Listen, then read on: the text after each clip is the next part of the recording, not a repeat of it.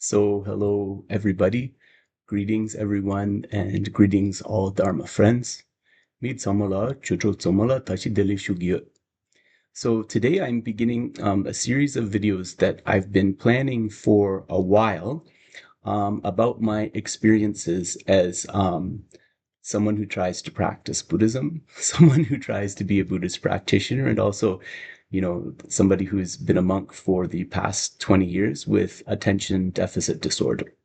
So, video denso mongchewa injike nangla marshigins, ropes dordu chiklabna karikola yinas, dene nge nyamyon kola res di tanda nangshu nyamlenche tarjeche genchik, dene donang yempe nepa yingen gomjabdang kandes chik drogires natsa di chirtang natsa rang mariti donang teagi kale chik yogen nyamlen kandes chik chegus roa gom kandes chik chegus no mambo ring nyamyo mambo saswa di mate chena pendogyore samit.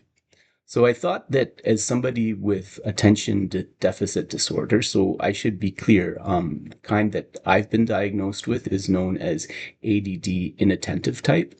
So it's not ADHD with that sort of hyperactivity element, which is a little bit different, but it's really more a lack of attention, struggles with maintaining attention, hence inattentive type.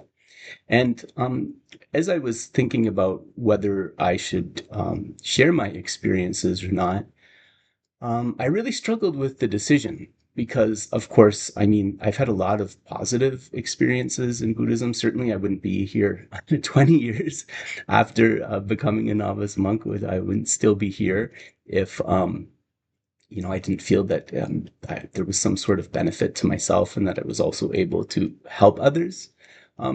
In this context. But I think some of the most difficult aspects of the last 20 years have just been the assumptions that go along with being a person with ADD. Because, it's not, it's only very recently that I got a proper diagnosis and decided to share as a way of encouraging people, right? As a way of encouraging people that you can still be a practitioner, you can still meditate with ADD. But of course, ADD manifests, especially in my case, in a lot of, sort of behavioral aspects, like our interaction aspects with other human beings. And, because of those interaction aspects we have with other human beings, people make a lot of assumptions. So, for example, um, as a person with ADD, I'm interested in a lot of different things. You can see here in the background the chaos of my room a little bit with sort of all kinds of books. And on that dresser there, they're actually stacked sort of 3 stacks wide. Um, so people with ADD tend to be interested in a lot of different things.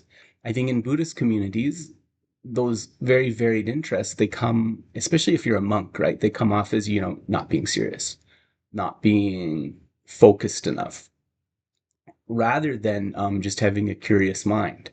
And also the way that we socialize too, right, with ADD is a little bit different.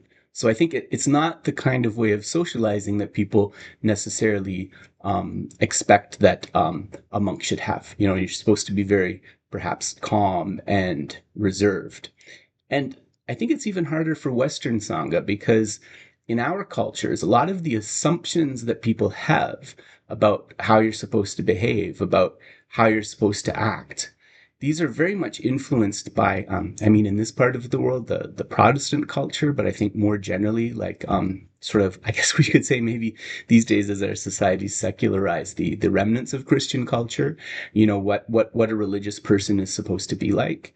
And also, that kind of veil of Orientalism that we have, what a Buddhist monk or nun is supposed to look like, how they're supposed to manifest. And, often in our cultures, we don't read very much about the history of Buddhist countries. We don't read a lot of Tibetan history, because if you did, you'd realize actually that there's so many different types of practitioners, so many different types of monks and nuns with all different types of personalities. But anyways, I think there's this kind of stereotype, maybe influenced by our Protestant backgrounds, certainly influenced by Orientalism, of the sort of calm, stoic monk or nun. And that's sort of how people expect that you're supposed to be. And so, I've been given all different types of advice over the years from, one Sangha member who said it would be good for me to go to a Chinese monastery to learn how to kind of like conduct myself, I guess, in a more dignified way. I did go to 2 Chinese monasteries. One was not a very good experience. The other was a fantastic experience. I very much kind of, did my best to submit to the community life in both those places. But of course, your personality is still the same at the end of the day.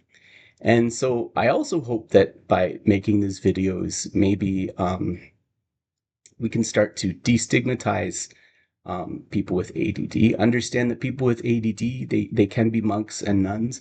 They also can be meditators. They can be practitioners. And they can be, in their own way, very successful in all those things. So I'll share a little bit more about it in the coming videos. After this kind of introductory video, my idea is to have one video about doing retreats as a person with ADD, and another video about maintaining a daily practice as someone with ADD. But just by way of encouragement, maybe as a little teaser for the future videos, I have ADD. I have chosen not to take medication. And even with ADD, with all those struggles, I've still managed to do several retreats, including some lerung, some serviceability or approximation retreats. I've been able to, complete translator training. I've been able to, successfully navigate graduate school. So, don't let the label or other people's assumptions discourage you. So I'll leave this short video with that, and then we'll be on to the next video. I think the next video is going to be about doing retreat as somebody with ADD and some strategies and techniques to help with that. And then the following video is going to be about maintaining a daily practice. Thanks so much for listening to my nattering up. Take care.